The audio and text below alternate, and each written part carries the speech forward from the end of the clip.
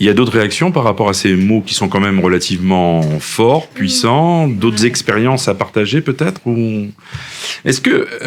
alors ça me fait penser à une question, il y a un mot qu'on utilise beaucoup en France, pas qu'en France, mais parce que c'est un peu... ça relève un peu de ce qu'on est censé défendre des valeurs républicaines. Est-ce que les uns les autres, si je vous dis le mot citoyen, ça vous parle? Ouais, citoyen. Est-ce que vous vous sentez citoyen ou pas, depuis vos expériences les uns les autres ou pas? Est-ce que c'est déjà une question un peu compliquée? Pas beaucoup de réactions du coup. Il y en a une, mais elle ose pas. Moi, je me sens pas citoyenne encore parce que j'ai pas 18 ans. Je paye pas d'impôts. Enfin, en soi, je participe pas activement à la vie politique ou même. Enfin, je fais rien. Et oui, on nous apprend la citoyenneté du coup. Et à 18 ans, là, franchement, je serais citoyenne. Mais là, du coup, je fais rien, je participe en rien. Enfin, j'ai pas mon mot à dire, quoi. Donc, j'apprends et quand j'aurai 18 ans, là, peut-être que je me sentirai citoyenne. Mais par exemple, vous me surprenez. Parce que par exemple, l'âge légal pour pouvoir travailler, c'est 16 ans. Et quand on a 16 ans, et imaginons qu'on travaille dans une entreprise, on a tout à fait le droit de participer, par exemple, à un comité d'entreprise pour voter ses représentants du personnel, par exemple. Donc, c'est bien déjà un acte citoyen, même si on n'a pas 18 ans. Oui, mais par exemple, je sais qu'on ne peut pas aller manifester tant qu'on n'a pas 18 ans. Je sais que nous, on nous dit au lycée, c'est qu'à partir de 18 ans que vous pouvez sortir manifester. Donc, en soi, est-ce qu'on a la parole sur quelque chose? Non. Donc, voilà. Donc, ça voudrait dire que la notion de citoyen, elle se distribue. On ne cherche pas à l'acquérir. Et ben, en gros, vous dites, j'attends d'avoir 18 ans pour être citoyenne. Mais, on nous apprend, quoi. Mais les réflexions que vous avez déjà, c'est peut-être déjà être citoyen. Bah oui, mais en soi, on ne peut pas agir. On pense juste. On a la parole, mais on ne peut pas faire grand-chose. Je peux voter, je vais pas voter du coup, donc j'ai pas mon mot à dire. Ouais. Je regarde seulement. Sauf que paradoxalement, rien ne vous empêche à 16 ans d'être dans une association, par exemple. Oui, c'est vrai. Et c'est pour ça que vous êtes là. Il y a d'autres réactions sur ce qu'on a le droit, pas le droit? Je pense que Farouk a quelque chose à nous dire. Moi, je le vois avec son petit sourire là-bas, donc ça veut dire qu'il y a du répondant. Non, mais pour moi, citoyen, c'est plus un sentiment. Sentiment de faire partie de quelque chose. Ouais. Moi, je suis d'origine algérienne, mais je suis né en France. Et il y a des fois où je me sens citoyen et des fois où je le sens moins. Comment dire? J'étais au lycée Banville avec une majorité d'enfants français d'origine. Et je sentais moins être citoyen là-bas, puisqu'on me faisait souvent des blagues ou des remarques. Par exemple, j'ai les cheveux crépus et on me touchait les cheveux. Toute la journée, on me touchait les cheveux, du coup, ça me faisait sentir différent, en fait. Comme si j'étais pas à ma place ou que j'étais à une exposition devant eux.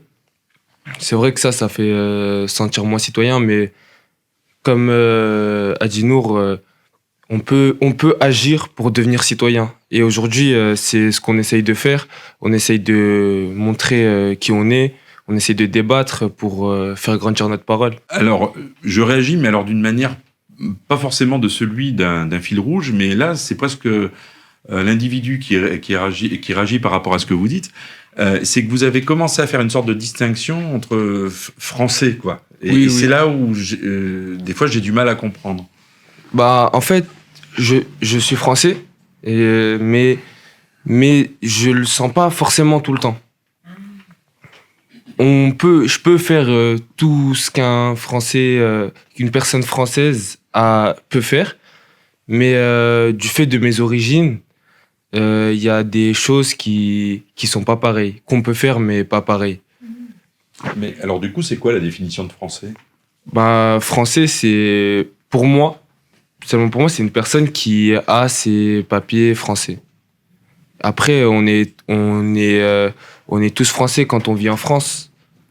Mais pour moi, tant qu'on n'a pas ces papiers, on peut pas faire grand chose pour la France. On peut travailler, etc. Mais comme l'a dit Nour, on peut pas voter. Il y a beaucoup de choses qu'on peut pas faire. Et ça crée forcément un écart. Il y a d'autres parmi vous qui partagent un petit peu ça, ou qui apportent une nuance, ou qui voudraient compléter? Non, plus personne se lance? Je pense comme toi. Je voudrais apporter une nuance. Bon. je voudrais m'adresser, pas à ce genre, mais à tout le monde, et dire, bon, d'accord, est-ce que quand vous aurez 30 ans, vous aurez tous les cheveux crépus? 30 ans ou 40 ans, cheveux crépus. Et donc, ce ne sont pas vos cheveux qui font de vous le français. Bon, voilà. C'est une question de l'altérité. Et l'altérité, c'est-à-dire que la rencontre avec l'autre. L'autre qui est nous et qui est différent de nous. C'est-à-dire qu'il est nous, il est comme moi. C'est-à-dire que toi, tu es mon altérité. Je suis aussi ton altérité. C'est-à-dire que tu es né un jour, on t'a pas demandé la permission. Tu n'as même pas choisi ton pays où tu es né. Tu vas mourir un jour, on te demandera pas la permission. Donc, nous sommes les mêmes. Voilà, t'as pas choisi la couleur de ta peau, je n'ai pas choisi la couleur de ma peau. Voilà, c'est comme ça. Donc là, on peut pas changer ça. Mais ce qui peut changer, c'est que voilà, on n'a pas la même culture. On réagit pas de la même manière. Un homme là était en train de dire que quand tu regardes un ancien dans les yeux, on va dire que tu es mal poli. C'est pas possible, ça se fait pas comme ça. Ici, quand tu regardes pas quelqu'un dans les yeux, on dit que t'es pas honnête. Bon, voilà. Mais ça c'est la différence. Or, ce qui est vrai dans ce pays qu'on appelle la France, c'est cette diversité-là. C'est très divers. C'est cette diversité-là. C'est ça qui fait la valeur de la France.